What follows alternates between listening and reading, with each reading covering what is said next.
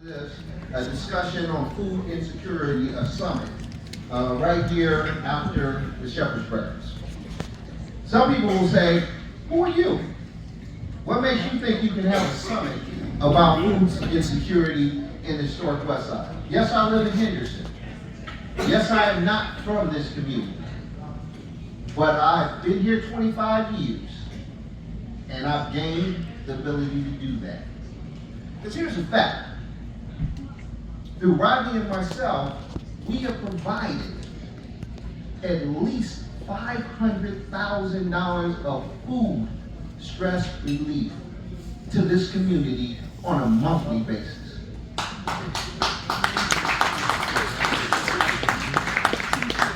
And through this journey of providing food stress relief, we found a host of unsung heroes.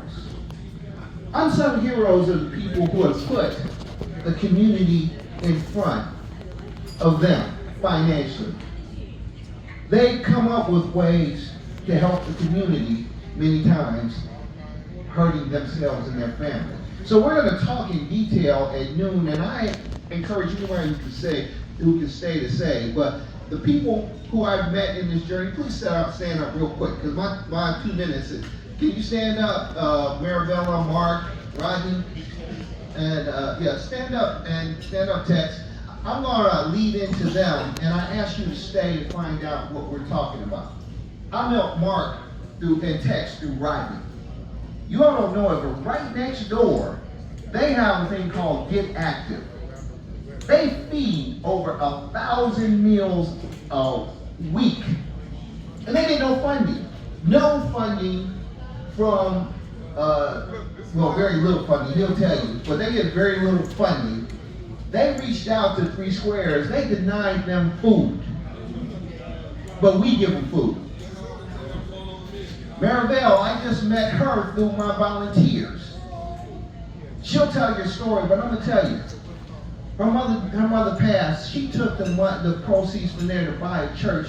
I call it the Chirac, because she's in the belly of the beast. And she feeds people on a regular basis. And again, our funding is non-existent. And of course, my friend Rodney over here, he put me into this thing 2.5 years ago. We feed this community. We don't ask you to put in, to get approved. We don't ask you to do anything. If you come and you know somebody that needs food, we try to provide it. Because that's what communities need to do. But the thing we need to talk about is the community has to get off of the sidelines. Folks, it takes me roughly $8,000 a month. I get no funding, zero. And that's $8,000 without paying me, and I'm very expensive. Understand, in the last 2 years, I have put $50,000+ to feed the community. Understand, I've lost over $400,000 in my time running my business to help the community. So we're being more vocal because a closed mouth doesn't get fed. That's good, brother. And all these people think they doing something for me if they donate. You're not. Because I'm okay. Okay. And all these people who say, oh, you know, those nonprofits, they just come in for the money. They take all the money. We have a major problem on our nonprofits. We have a negative connotation on our nonprofits. And that's why I want to bring some people that I call unsung heroes to the table. And that's why I want you all who really want to help the community to stay over for a little while and hear what they do in detail and what we need. Because the government may be gone. Many of the nonprofits looking for money may be gone. That's right. But we'll still be here if the community wants us to be here. So I thank you again. I kept it short because we got a whole thing to talk. And when I take the time to put it in writing, it's going to be deep. Thank you. Profit organization, and we work to provide job skills training for children who are aging out of the foster care system. And we work with high schools in the area. We reached out to one high school and we started a culinary arts training program for their students. We didn't get anyone to respond saying that they wanted to be a part of our program. So when we started, we were expecting 1 or 2 students to maybe show up. And when I got there, we had over 100 kids because our kids are not getting that 3rd meal a day. And so through Brian's help, I met Brian very, very recently. And when I went to talk to him, oh my God, Brian, I'm gonna like just break down. I can't believe it. This man filled my truck up, and he didn't ask me for an application. He didn't ask me, you know, who are you feeding? Well, yeah, he did ask that. but my very first encounter with him was so positive, was so, whatever help you need, sister, I got you. And I'm here to say I am deeply grateful. I'm going to work on some grants, and his name is on the grant application with me. And every time I think of getting some money, your name is on that grant application because I know it takes money to do what you did. You have touched my heart in a way that is unspeakable. But you guys, one of the other things that I wanted to just touch bases on real quickly is if you are in a position and you are able to give back your time, we are in need of board members. So if you have time to help young people aging out of foster care or young men, we have a home that is open to just young men. And if you have a young man that needs a place to live, look me up and let me know because we can help you with that. That's my time. I can see this man telling me to stop, but thank you, Brian, and thank you, Pastor, for giving me a few minutes. What I want to take this time for is to let you know some people who make this happen. We do food pop-ups, and that means we get a lot of food. I call a community to see that's willing to participate in helping us distribute the food. So Big Tex, stand up. Big Tex, open up his facility. Yell out what your facility is. How many people do you feed? About 800. 800 twice a day. Churches, And you're funded by who? guys. Brian, Okay, and Brother Muhammad, Sir. husband of Gwen Walker. Yes, sir. We do pop-ups in your neighborhood in Valley View. Yes, sir. How many people do you feed? We feed 60 children. How often? Once or twice a week. Once or twice a week. Once So, or twice a month. so what I'm saying is, what we try to do is establish relationships with different communities so we can reach communities, because I know I cannot reach them myself. Where's Pastor Rose at? Pastor Rose Gasson. There you are, beautiful. We have partnered with you on an occasion. How many people did you feed? That day, 500. How much difference did it make in your community? It made a big difference. How much difference would it have made if you wouldn't have had it to give? It would have made much of a difference in that. So what I want to say is, we can do this and we can do this with your help, but that's people power. We also need monetary power. Brian bought a truck to expand our services. Big Tex has a truck and the truck needs maintenance. You would be surprised that even though the food is free to you and to those who need it, there is a cost associated with it. And if we can just get a little bit of help from a bunch of people, then we can best serve our folks. And I actually have an opportunity to bring even more food into the community, but I simply don't have the financial means to maintain those logistics. Everyone has said it. Pretty soon, when they cut SNAP, when they cut free school lunch for our children, when they cut Medicare, when they cut Social Security, there's going to be a greater need. Inflation is up. How about the price of those eggs? Have you checked them lately? There's going to be a lot of pain. We won't be able to solve it, but we can put a dent in it. And with your help, we can do just that much more. Thank you, everybody. I thank everybody who's here. I want to thank specifically, we're going to have Brother Ishmael is coming here with Stephen Hortsford. We have my fraternity brother here, Kappa Alpha Psi. We have Deja, which is also with Councilman Stephen Hortsford. This is the start of something we want to do. I'm going to tell you, I did a quick PowerPoint. I'm going to go through it real fast. Some people say, Why are you having a summit? Who are you? I'm truthfully a nobody. But I'm a nobody that has access to over $500,000 of food every month. And we've been doing it for over 2 years. We do focus on the historic West Side. We feed everybody, first of all. But we focus on the historic West Side for the simple reason, and here's the fact, food insecurity is not just a homeless issue. But, you know, we have seniors. We have seniors over here who are eating dog food because they don't have enough food to make it through the month. We have the working proud. People like you and I working 40, 50, 60 hours and can't seem to figure out how to pay their bills, their basic bills. And that's what my passion was. And it expanded to the homeless and it expanded to the seniors. But my passion was to help the working proud because they have no safety nets. And they're gonna have less now. Why the West Side? A couple reasons. Disproportionately, the West Side is affected. Let's face it, they have the bulk of the low-income seniors. They have the bulk of the low-income workers. They have the highest homeless population in this area. They have the biggest problems and the biggest needs. And Rodney was the one, when he came to me, said very specifically, our goal is to help our people. And his commitment that he came to me and said, we're gonna help everybody, but we're gonna make sure that the fair share comes to our community. Because you have to understand, I'm gonna talk about the institutional racism.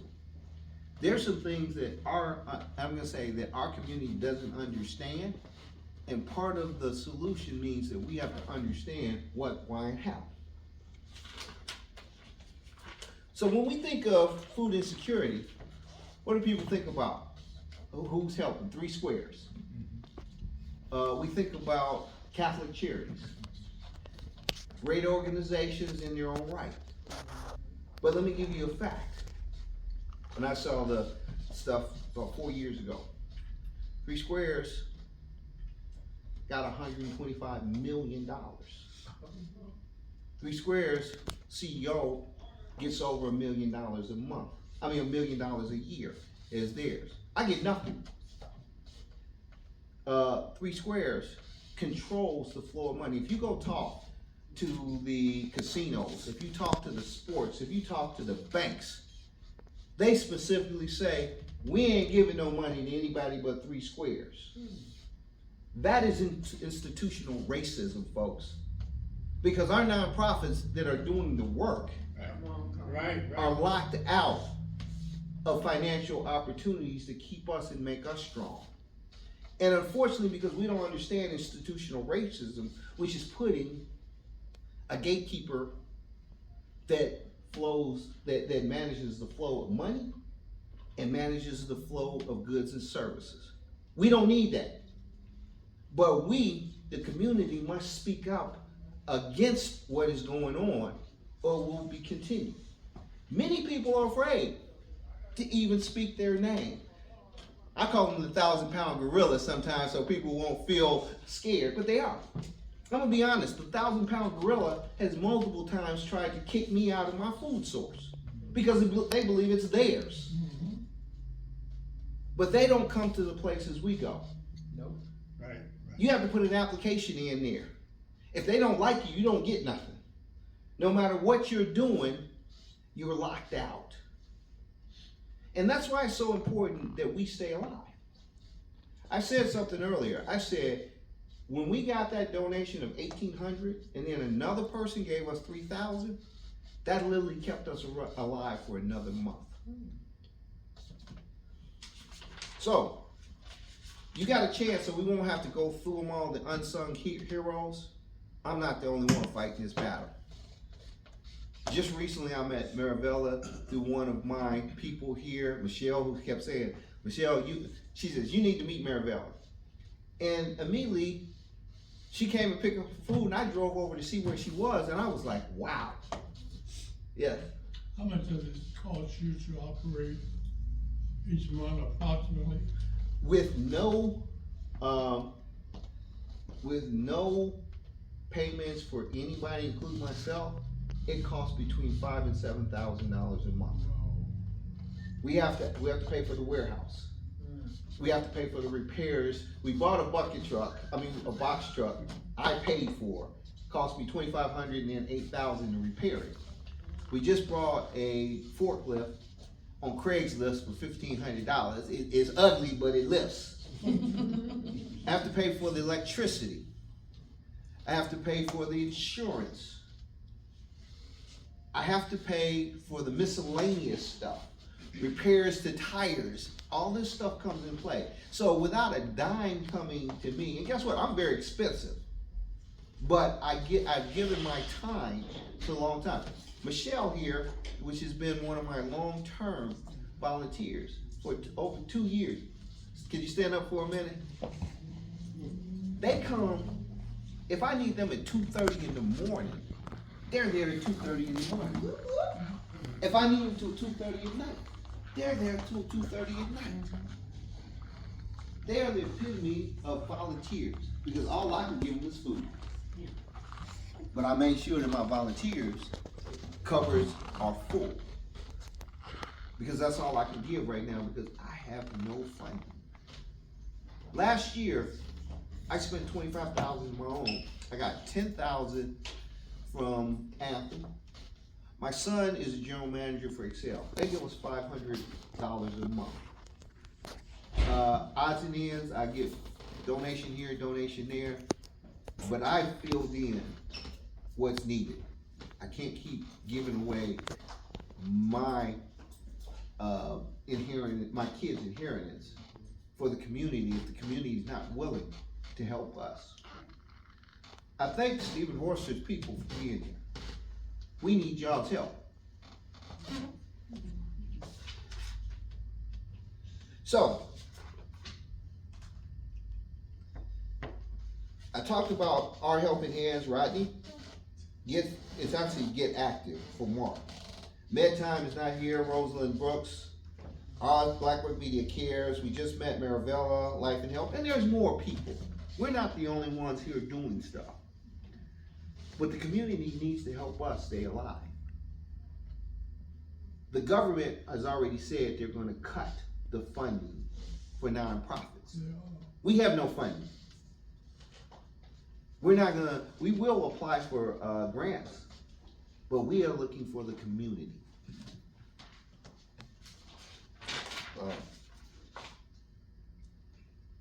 And I apologize. Take your time. Quickly, what are the traits of an unsung hero? They're community focused. They're financially strapped. They didn't do it because somebody said, I got a grant for you. Put this together and we'll make sure you get that grant. They did it because it was something that needed to be done. There's a myth out here, and I wanted to talk about this. I hear so many people say, oh, go get your grants. That's the solution for your money. But realistically, there are some grants available. I spent $10,000 for a grant writer, got not one grant. The truth of the matter is, many of the grants, the fix is in. You know 3 Square is gonna get their grants? You know Catholic Charity's gonna get their grants? We may get crumbs, a few of us. I got a letter from Catholic Charity a couple of days ago for a donation. I would like to suggest, you get me off, No, you're not cutting me off. get these knucklehead pastors to get together and commit to give you X amount of dollars every month. I'm willing to do that. But we gotta be, it must be organized where it's coming in automatically. Absolutely. And we gotta keep our word. And it's most difficult to get the black preachers to come together and agree. You're right. And I thank you because I've been coming, I realized that closed mouth don't get fed. And that's why I've been coming to these. And Pastor Jordan, 2 months ago, he stood up and said, you know, we give to the Jewish associations, we give to the African associations, but the black associations who are doing things, we ignore them. There's a myth too. Owners keep all the blame. You know, these nonprofits, oh, they're just a joke. All the money goes to the owners. They ain't doing nothing for the community. That might be true for some. But my unsung heroes will tell you that's the biggest lie we hear. That's a reason people use to not support us. They think no, nonprofits are shady.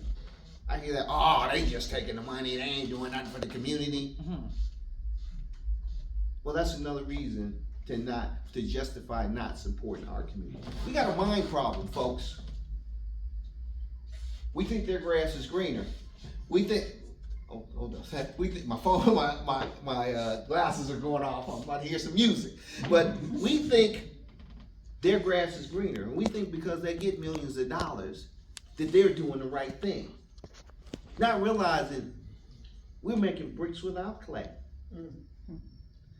Not realizing that we are putting our money where our mouth is, and people sitting on the sidelines watching us bob up and down.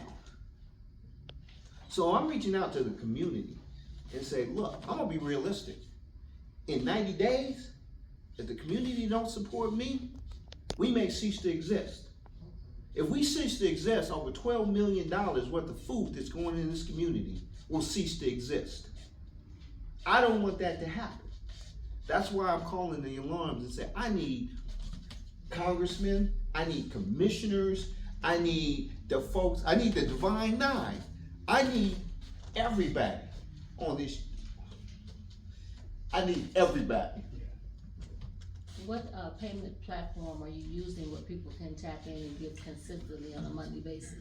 I have one. I have a PayPal that can be set up to do that. What about Zelle or Give? I have Zelle. I have a lot of them. Givelify. We can do that. I'm trying to figure out because, folks, I used to be ashamed to ask for money for people because they think it's shady. Oh, it's for you. Why do I need to give you money? And I realized you ain't give me a damn thing. I pay my bills. So it's hard for me to ask for people to help me help the community. But if I don't ask them, then this will cease to exist. So, I'm gonna take a minute now. Anybody who's been involved with us that wants to make a testimonial, keep it short, because we're trying to end this real quick. I'm gonna take about 3-4 people. If you wanna make a statement, you're welcome to make a statement. And then we're gonna move on. So. You may know that through the Trump administration that he's closing down different departments. One of those departments is, of course, check our food. And so they have this man counts, he's coming to cows, meat, whatever. So if you want to stretch your dollar, start buying the powdered eggs and the powdered milk, or you won't have it. Okay, so that's just kind of like a backup. I'm just saying prepare, because you know, if you got kids, they gotta have milk. Amazon's got it for like $14 for a pound of powdered milk. We're gonna have to go back, for me, when I was younger. So I just wanna make sure you all know that and pass that word around, because people will be going to the stores thinking there's eggs. There won't be any eggs, but you'll have powdered eggs, okay? Okay, thank you. And let me tell you, we give people steaks, chicken, eggs. We give people top of the line food right now. Stuff that is in the high dollar places, and we give a lot of it out. And as long as, and I'm gonna tell you something.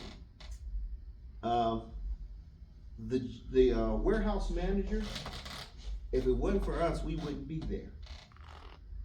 And as long as she's there, we'll continue to get the food, because 3 Squares has gone to her bosses and boss's boss to say, why are they getting the food instead of us? Luckily, her boss has said, your warehouse, your choice. And we give her superior service, and that's the reason we're there. But understand, institutional racism allows people like Three Squares to block our blessings. Institutional racism allows for them to control the flow of money and the flow of food. We cannot have them controlling our communities because they decide who lives and dies. They decide who's fed, who's starved. We don't do that. This man Ryan called me up and said, I got 6 people who need food. And send people over and we give them food. We don't have to fill anything out. We just take care of it. And that's what we need, folks. So, real quick, conclusions, the community needs the unsung heroes, not just me.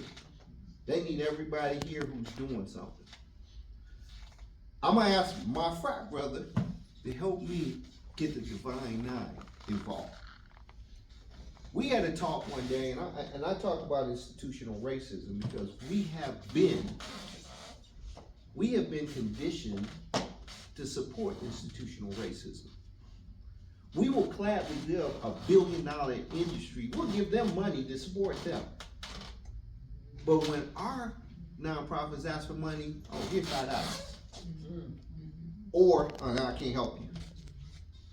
I had a fraternity brother of mine who watched one of our things. He said, man, at first I wasn't gonna give any money. I watched. The community must support our nonprofits, not just mine. We need to get together and support all these unsung heroes. Because if they go away, this man feeds 1,000 meals a week over here and Get Active. I don't know how he does it. I really don't. When I met him immediately, I said, I'm giving him food. He provided a truck before we had a truck. So I wasn't spending, every time I had to pick up food and I didn't have a truck, I was spending $500. So I was like, hey, come on. He helped me. I said, take half the load. Because I know where it's going. So we're starting to get together. We have to get together and do our grants. I don't have time to write a grant, knowing that the opportunities are slim. I'm gonna get the grant. I feel like I'm, the donkey with the carrot in front of them. Yeah, that grant is there. Just keep going after it, and you're gonna get it. But I don't have the time to do that because I spend too much time right now doing the operational expenses for nothing. We must stop supporting institutional racism. We cannot continue to clap for the people who have our demise in our control. We must understand what systemic racism, which is an institutional racism, which is the biggest threat to our community. Because if we don't understand it, we support it. And we can't ask other people to fight institutional racism if we're supporting it. It's that simple. So,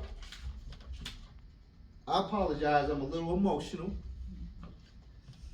I'm gonna have Rodney finish off with some comments because I said I'm gonna try to keep you to half an hour or less. But save the dates. We're gonna do a March Madness open house and fundraiser on March 16th from noon to 6. So you all can see what we do, and if you want to donate, you can donate. Rodney, take it home for me, please. So before Rodney steps in,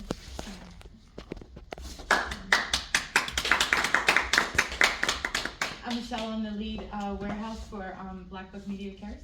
Brian's and Rodney's right-hand man. I've put anywhere from 4 to 18 hours a day in at this warehouse. I remember I've been with Brian almost 3 years now. When he first started, it was the Working Proud Initiative, right? Like we wanted to help people who had jobs. It was either, do I pay the power bill or do I buy my kids groceries, right? And oh God, don't do this to me. Like I've literally watched this man for almost 3 years pay for everything out of his pocket. You know, the cost of renting trucks after trucks after trucks, the gas, the insurance, the power bills, just everything, right?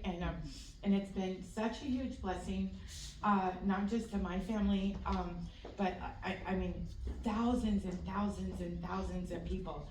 Brian has been out of town on business. Rodney calls me, Michelle, I need you to go to the warehouse. I have families that are coming that need to be fed. We do Martin Luther King events. I'm so grateful for the souk, Marivel. It's like we make these connections in the community and we spread the wealth, right?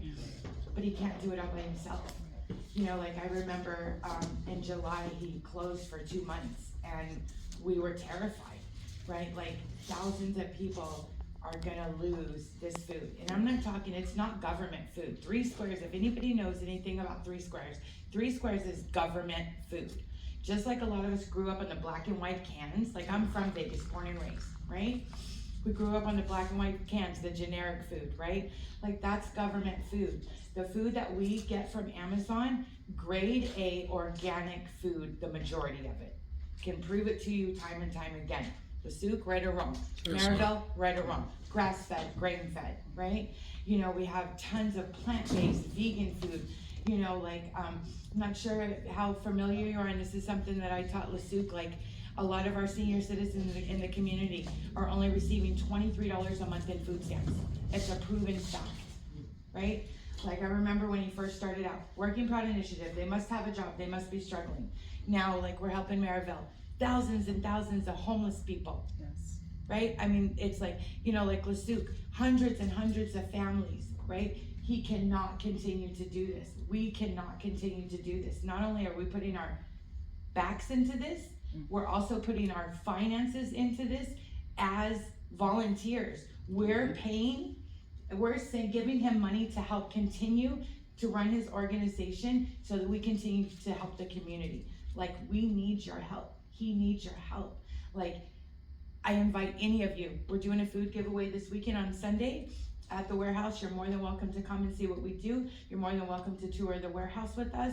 We have nothing to hide from you. Come and see what we do. Marivel, LeSuc, we're on feet on the ground, but we cannot continue to do this. We need your help. Brian needs your help.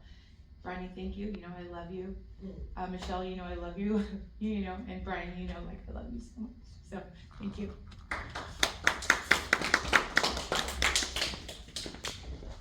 Thank you, Michelle. I'm so glad that Michelle stood up and chatted, because Brian and I, when we started this, it was Brian and I. At first it was me, and then Brian says, Rodney, if you ever need a bus, let me know. I thought it was only going to be a trunk of food, but it turned out to be obviously much more than a trunk of food. And so I called Brian, and I had heard some not positive things about Brian, but I've known Brian for a long time, and he said call him, so I called him. Brian answered the call, and he's been answering the call for almost 3 years. And not only is he answering the call, but he has been able to generate volunteers who are dedicated to this mission, like Michelle. But it's not just Michelle. We have Brother Muhammad, who came along a little later and helped provide food to Valley View, to that area. A very quick story. I'm a leader in the Samuel L. Smith Educational Foundation. But we found out that a lot of the children didn't take the tutoring so much because they were hungry. And so a young lady that I helped through the Samuel L. Smith Educational Foundation, she wanted to go to college, but she didn't have the funds. So we gave her a scholarship. And so years down the road, after she graduated with her associates in a year, I think it's, what's the highest one? Magna cum laude? And then she graduated with her bachelor's in 2 years, and we gave her funds. And then she went to get a master's degree, and the Samuel L. Smith Educational Foundation helped her out with that. And she got a master's degree in a year, also the highest level. And from that, she wound up getting a job at one of the largest food distributors. And she remembered the help that our foundation gave her. And she reached back, and this is an important lesson for all of us, because she didn't have to do it. She reached back and she called me up and she said, Mr. Smith, do you still help out in the community? And I said, yes, I do what I can. She says, would you be willing to provide food to the community, specifically to your community first? And I said, sure. And as I said earlier, I thought it was maybe a trunk load of food or maybe a van load of food. I can handle it. And the first time I went, it was 2 truckloads worth of food. So then I realized, Brian said, call him if I ever needed to use his bus. So I called Brian, and an old saying, lickety split, Brian showed up. I think it was 117 degrees that day. It was one of the hottest days. And so Brian is 60 plus years old, and I'm just, I'll look it.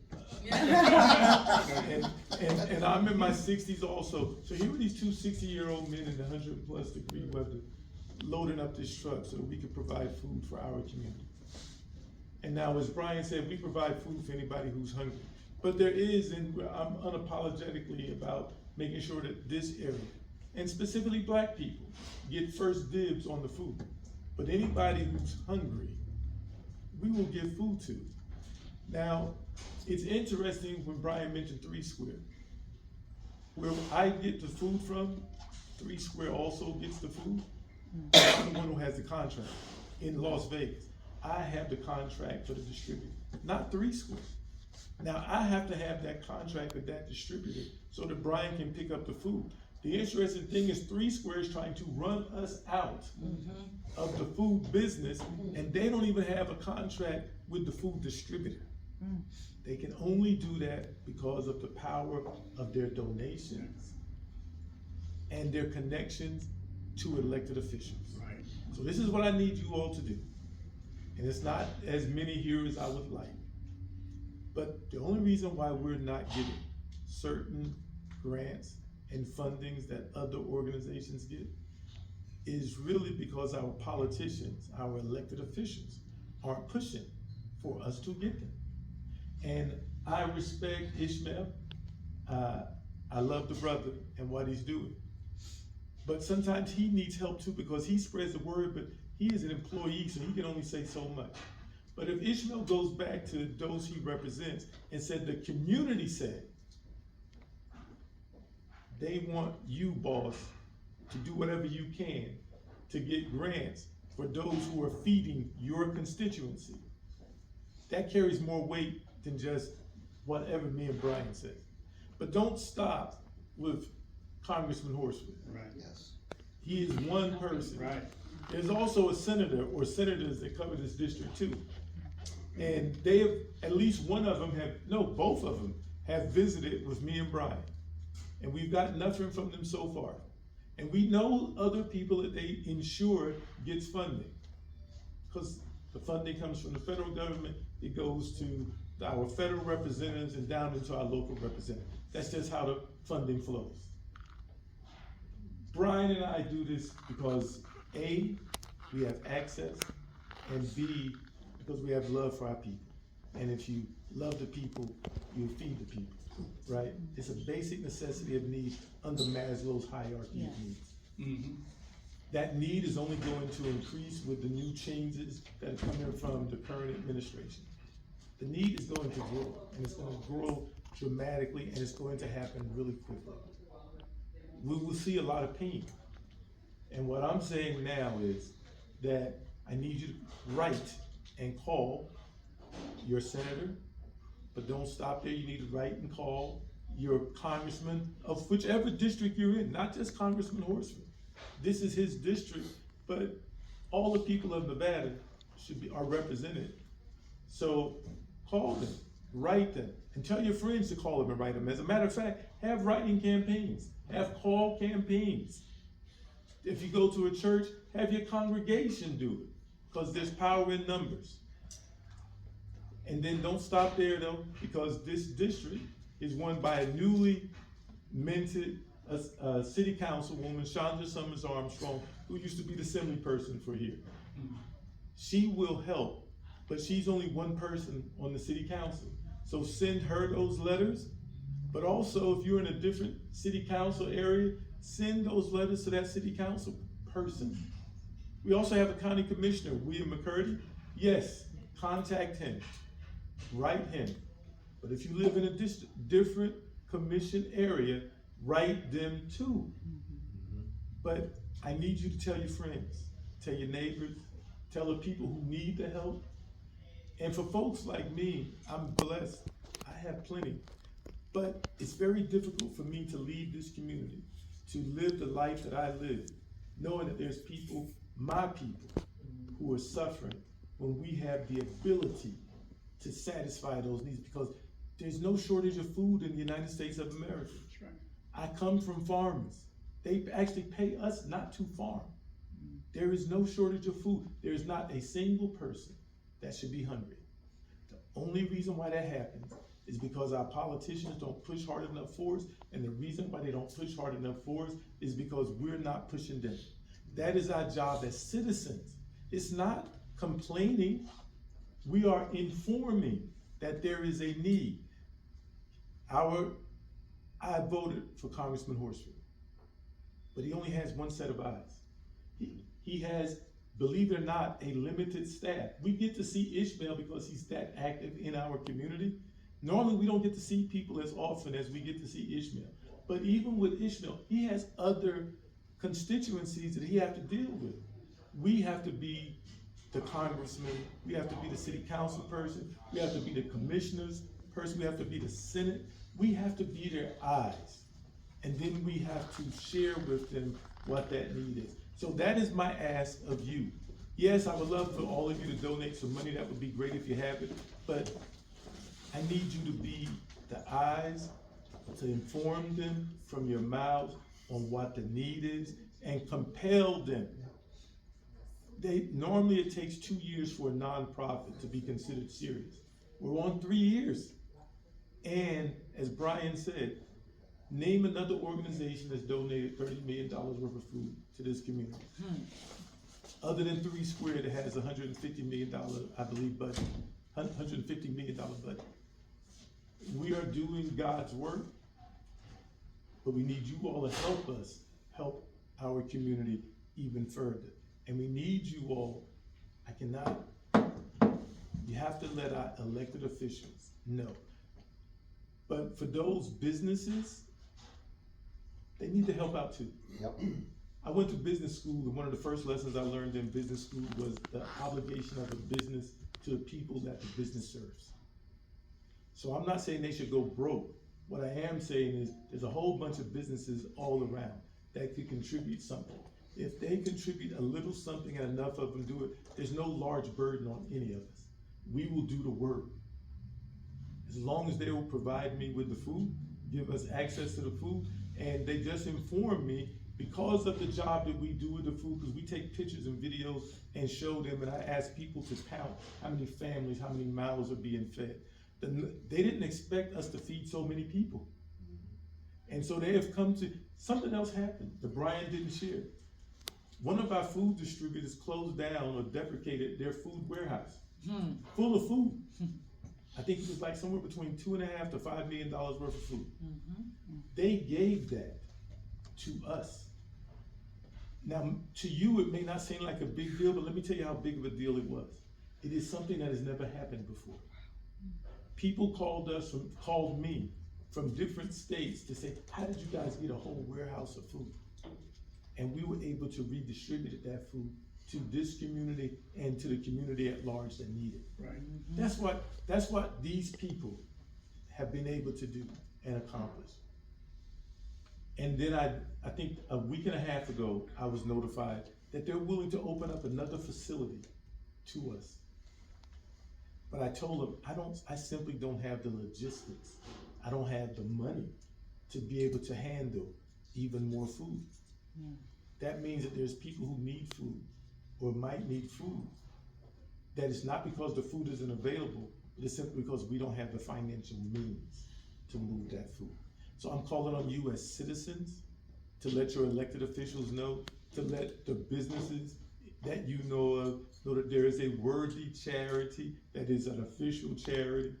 And then for our representatives, to our representatives, truly thank you for being here and being willing to listen. And I hope that your phone lines and your text messages lines, as well as your emails, are full of the people in this room and the people that they contact to share with the congressman the need, and that there's people willing to do the need, but we do need help. and they're his constituents. Everybody, my name is Rodney Smith. It has been a blessing to serve this community. Brian is not the emotional type.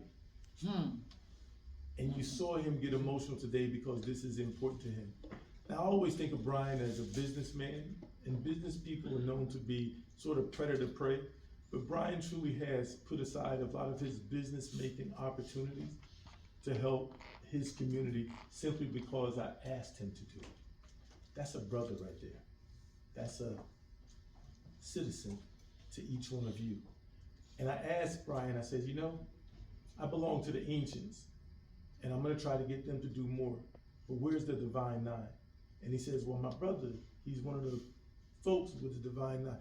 Thank you for being here and representing your order as well as the rest of them, and we do need your help. You got brothers standing up, we need more brothers, but we need sisters too, because everybody needs food. Brian is gonna come back, and if you have any questions before we close out, we'll take whatever questions that you have.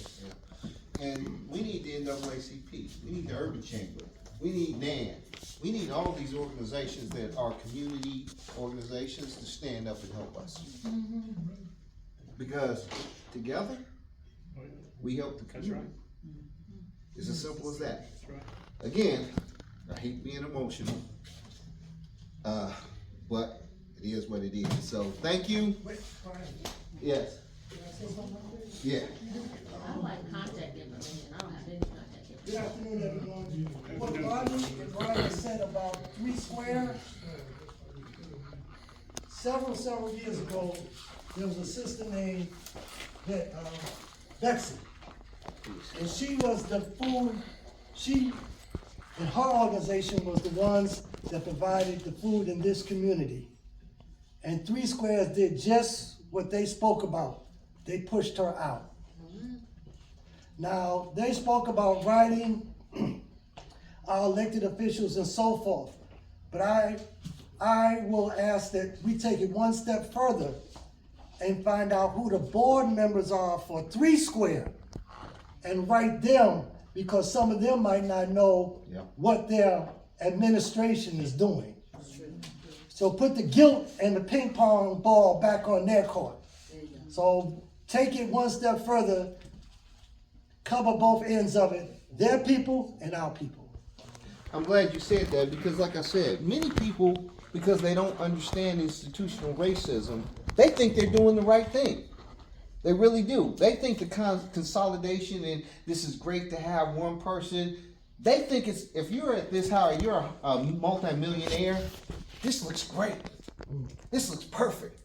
This is what we need. They don't understand the community being served. This is not what they need. This is not what they want. So you're right. We actually have to contact and educate the folks who think they're doing a good job and think they're helping the community and say, hold it. We don't need a gatekeeper. Hold it. We don't need somebody who takes all of the financial resources. Hold it. We don't need someone who determines who gets food and who doesn't. And we have to do it that way because most people are afraid of it. That's right. So again, I'm gonna end this. I thank everybody. You got any questions? Because I promise you half an hour, we're a little bit further. Thank you, Rodney. But well said. Any questions? Right, one more thing. Many years ago, we used to have a very good writer for the Las Vegas Sentinel Voice newspaper. Who was that? And he's back in town now, and I don't know to the extent of what his skills are today. And here they were talking about writing, and this is a gentleman maybe that will take it upon helping to formulate that letter. So that's the challenge, and he knows what I'm talking about. Okay. So we'll see if he'll volunteer to do that. I'll do it. Consider it done. Okay, so any questions, because I want to get you all out of here. So I do want to say that I invited JP from the Exchange Club. He's been a huge help to me in getting me grant ready and making sure that everything is where it's supposed to be and how it's supposed to be written. And he and I wrote a grant together. So I want to help you, Brian, because you've been a blessing to our organization and a blessing to our community. And I desperately needed help. You know that. So I'm going to pay for the yearly membership for JP so that you all can get together and let's get you grant ready. Let's help you write those grants because you're more than eligible. And like you say, a closed mouth doesn't get fed, but faith without works is also dead. So we're gonna put in the work. You've already put in the labor and you've been a blessing to so many people. So how I can help you, because I too need money, but I can certainly sit down with you and write that grant and go with you to these meetings. And let's do that. And I really believe that God will prevail and He will I agree help. with you. And I'll ask everybody, if you know some people who can help, just tell them about us. You know some people you want to help us. Any other questions? Say what? Oh, I have a comment. oh, come, yeah. Okay, I wanted to say first one, my name is Imam Mohammed Abdullah, for those of you who don't know me. I was the lead cover story reporter for the Las Vegas Voice. And also Ramon Savoy, he was the editor of the Sentinel Voice, and he and I, we worked together on stories. And he also was my photographer. But also, I just want to say that the program that Brian started, Brian and Rodney started, enables us to feed 100 to 125 individuals, okay? Many families in Valley View. But Valley View, you all had so much food, it was too much for Valley View. So we're doing all over now. Great. Thank you again for your service. Say what? Sunday, you're talking about for? Yes. Oh yeah, I'm actually gonna be in Florida, so, my lead here is gonna be dealing with, it'll be 10 o'clock, right? Yeah, if you wanna be involved volunteering, obviously I got a crew here, but we got from cleaning up the warehouse to the back to the front, we still always can use volunteers. Did you want? I'm from the Office of Congressman Stephen Horsford, and I just want to say thank you to Mr. Harris and Mr. Rodney Smith because they have brought dignity back to individuals that are in need, and food insecurity, as we can see, when you walk out these doors, is real, and it's a serious issue, and a congressman will continue to fight. However, though, as Mr. Rodney Smith said, we need you to correspond. We need you to write letters, not just to us on the federal level, but also to your local representative. Make sure that you're in contact with Assemblyman Javon Jackson, Senator Neal, keep her in your prayers because of her current health. But make sure that you correspond with the state party chair, Chairwoman Danielle Moreno. Also make sure, as you spoke with the city council, because the funding is not going to come from one direct avenue. And currently, just to be transparent, Deja Williams handled our CPF funding. However, though, because of the Trump administration, there's tyranny, they have removed nonprofits from community project funding. So we need individuals to advocate on a national level for nonprofits, 501c3s to be added back to community project funding. Because that's how Congressman Horsford has been able to, in the past, disseminate large funding to nonprofits such as Mr. Brian Harris. Now, this is something that we need to do as a group effort, so I will need your input. I'm going to provide you with our office phone number, and we'd love to be in a correspondence with you directly and to help Mr. Harris because we cannot afford for him to be removed from our community. He's too valuable. Commissioner Smith is too valuable. And what they do, they're not just providing, as was said by Ms. Michelle, they're not providing just non-perishable items, but they're providing fresh nutrition that is so missing from the day-to-day diets of our family. That keeps away from the high blood pressure and diabetes and endless diseases that come because individuals aren't having the proper nutrition. So thank you, sir.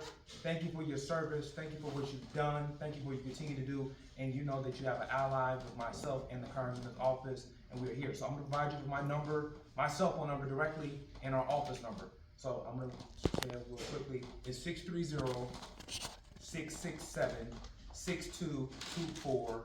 And our office number is 963-9360.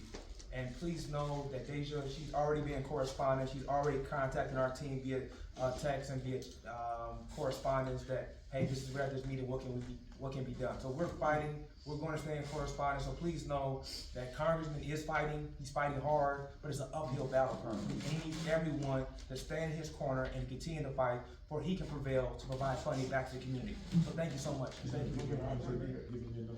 My number again is 630-667-6224.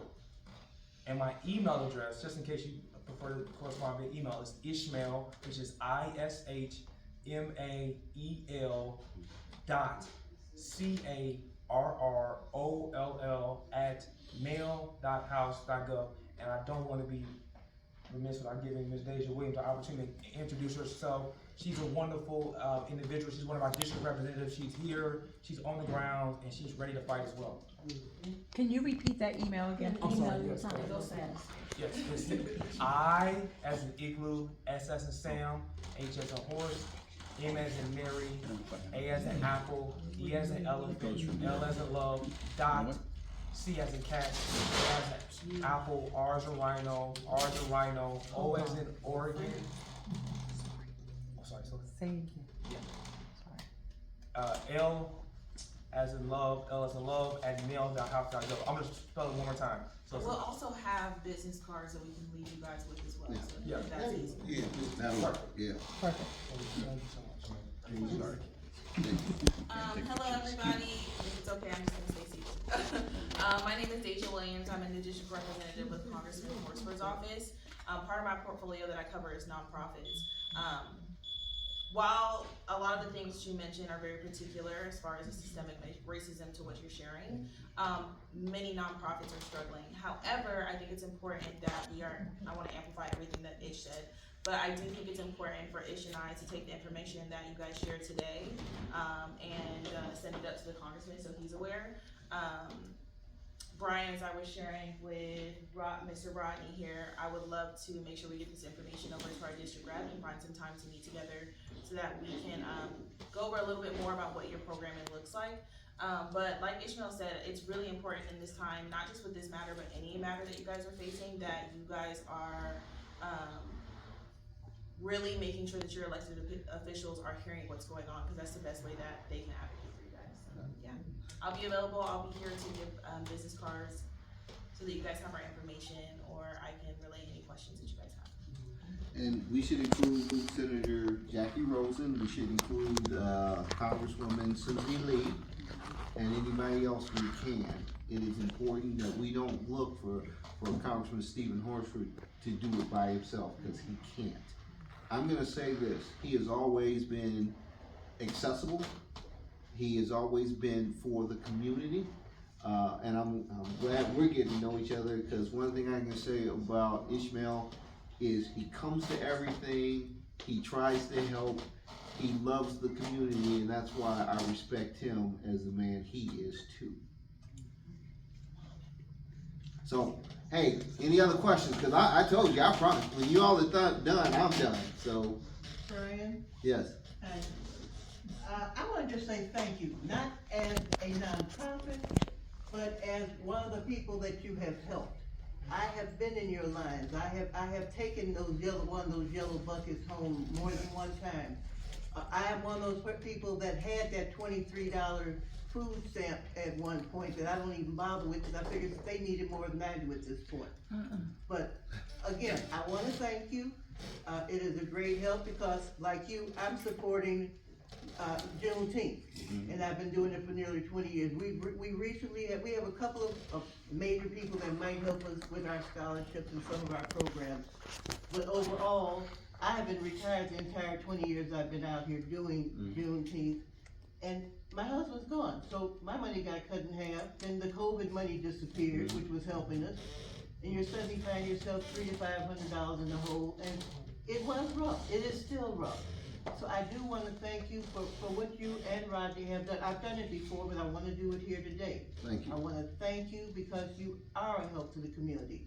You have been a great help to me personally, as well as members of my organization and people, as I say, in the neighborhood that have come to your various giveaways at the Martin Luther King parking lot or at the gas station parking lot. Once again, we need you. Whatever we can do, if we can do money, we don't get the grants either. But if there's some other way we can help, let us know. We need to activate, we have a business community that should be helping us. We have people here, I mean, I'm gonna tell you something, $110 is $1,000, you know, we have to just activate them, because the bottom line is, as I said, we may find out the grants are gone, or it may be a while. I actually don't wanna depend on them, I'm depending on the community that has to help the community that has not. It's that simple. And so tell your friends, tell your family, tell the people that you do business with, hey, you need to support these nonprofits, not just mine. We need to get active. We need to, Marvell, we need to support everybody who's doing stuff like this. So I'm not here just advocating for myself. And so that's how we're gonna win, because we cannot depend on the government right now. I'm depending on all of you all to be messengers, to get somebody to make a small donation. Guess what? If everybody here got 10 and everybody else got 10, everybody else got 10, and they all put $10 in. You're at 99. Huh? Oh, thank you. So everybody, for those of you who attend service, whether it's over at the temple or the church, the chapel, wherever it is, one of the things that we used to do out at the base is we'd have designated offerings. So once a quarter, we would specify one Sunday that money that was given into the plate, that it was directed towards a charity. And when I was on the base, it was always a charity somewhere around here. And so we have an inordinate number of churches in this community and throughout the Las Vegas Valley. If we could get some of our churches, and many of them benefit from the things that we do, but if you could talk to your pastor, your deacon or deaconess board, and maybe put us on the list for a designated offering, because then the people who can give and want to give can give. If not, it's no shame on anybody, but that is just an opportunity to designate something. We have to be creative in how we generate these funds, because ultimately the funds that's generated is gonna go right back into helping provide for the needs of this community. And even though we often talk about this community, because this is how I got connected with it, as Brian and I both said, anyone who comes to us that need it, they get it. There was a Latino church, I thought it was a church, but it was actually a synagogue. So there was Latinos who were Jewish, and they needed help, and they came to us, and they got the help. There's what some people would say, just a straight up white church. They needed food, because we're all human. Maslow's hierarchy of needs applied to all of us. They needed food. They came to us and got it. This is also building community, because it's a good possibility that the people in that congregation would have never spoken to me, but now they invite me to the church. We're breaking down walls by providing food, because we provide food to anyone who needs it. And like Brian said, you don't have to sign anything. But if you ever see us taking pictures, the reason why we're taking pictures is so because I don't have people sign for stuff, I can show through the pictures on how many people we're providing for. And even organizations that are large organizations, they still get food from us too. Nevada Partners is not here today, but the food that they give out, that food is coming from us. There are a lot of organizations that people are getting food from. They're actually getting the food from us because we have become the primary food distributor. So just to give you an idea of the volume of food that we get, we know that 3 Square, as Brian mentioned, he calls it the 1,000-pound gorilla, has the bulk of the food resources in this community. Sometimes we get more food than them. Just think about that. That's how much food we have access to, and they're willing to give us more food. But we have to have a way to distribute that food. So, yes, Pastor George. Already commendable started home first. That's right. Then spread abroad. Take care of home first. That's God's will. do it at home, then spread abroad. If we don't do it at home, we're worse than an infidel. And so that's what we do, our food, we get first dibs on the food, but again, we get such a large quantity of food that our cup runneth over, so to speak. And because our cup runneth over, we don't hold on to it, we distribute it and we give it to the people who need it. Right. And So- Brian, So, time's up. yeah, just, we're gonna have an open house. It's gonna be, right now, I'm looking at doing it on the March Madness, I'm looking at doing it on the 22nd. We're gonna have some we're gonna actually cook. It's gonna be a open house / fundraiser. I'm gonna have my bus open. We're gonna do some stuff that'll be fun. Tell your friends, tell your family. Thank you for the time. Follow us on Black Book Media Cares on Facebook if you wanna know what we're doing.